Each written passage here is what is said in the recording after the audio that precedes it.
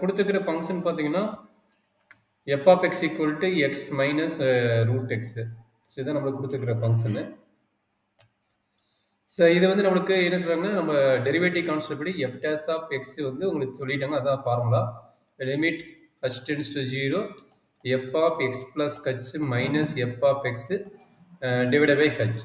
So அந்த definition எழுதிக்கிறாங்க. இப்போ என்ன பண்ணுறாங்க, உங்களுக்கு மேபி இந்த ஸ்டெப் உங்களுக்கு கம்ஃபர்டபுளாக இருந்திருப்பீங்க.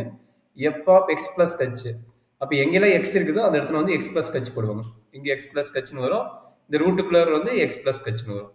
ஸோ அந்த டைமில் இங்கே அப்ளை பண்ணுங்க. x plus h root of x plus h minus f of x. Minus f of xங்கிறது இந்த புல் வேல்யூ, இந்த புல் வேல்யூ என்ட்ரி பண்ணிட்டாங்க.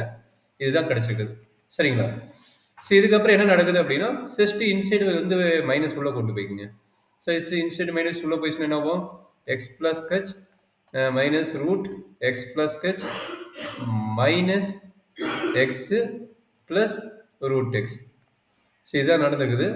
அப்போ இதுலேருந்து என்ன நடக்குது அப்படின்னா, ப்ளஸ் எக்ஸும் மைனஸ் எக்ஸும் கேன்சல் ஆகிருக்குது. கரெக்டுங்களா? ப்ளஸ் எக்ஸும் மைனஸ் எக்ஸும் கேன்சல் ஆகிக்குது. ரிமைனிங் என்ன இருக்குது அதை மட்டும் பார்த்தீங்கன்னா உங்களுக்கு ஐடியா கிடைக்கும்.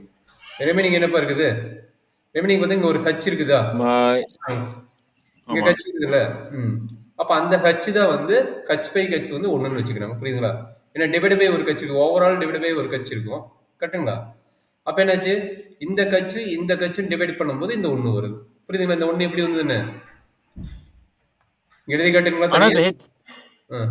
அந்த ஹெச்சும் ஹெச்சும் கீழே போடும்போது கேன்சல் ஆயிரும்ல, எப்படி 1 எப்படி வரும்? அதான் உங்களுக்கு சொல்லி கொடுக்குற பாருங்க.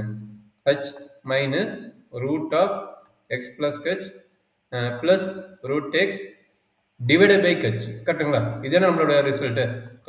கன்ஸ்டன்சி தனித்தனியாக ஸ்பிளிட் பண்ணி டிவைட் பண்ணுங்க, ஸ்பிளிட் பண்ணுங்க. அப்போ என்னாச்சு, limit h tends to 0 h by h minus okay limit minus போட்டுங்க. Limit h tends to 0 minus வந்தோன்னா root of x plus h minus root x divided by h. சரியாப்பா? இதில் என்ன டவுட் இருக்குதுங்களா?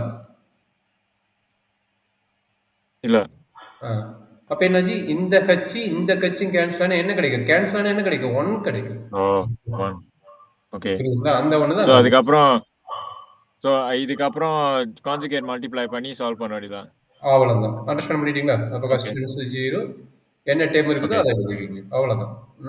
Root of okay x plus h minus root x divided by h. நீங்கள் சொன்ன மாதிரி conjugate multiplication தான்.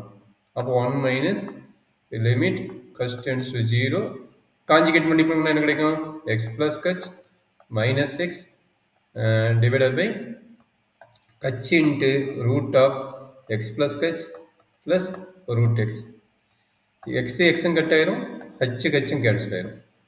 Sir நம்மளுக்கு end of result h tends to 0 போட்டால் 1 மைனஸ் h tends to 0 போடுவீங்க, 1 minus root x plus root எக்ஸ்னு வரும்.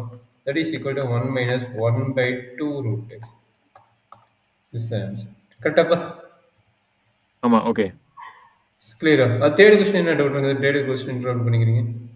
தேர்ட் கொஸ்டின் டவுட்ல தேர்ட் போட்டீங்களா? சரி, அவ்வளோதான். நார்மல் கொஸ்டின் இல்லை. ஃபார்முலா அப்ளை பண்ணுறீங்க, பொறுமையாக செப்பரேட் பண்ணுறீங்க, ஆன்சர் வந்து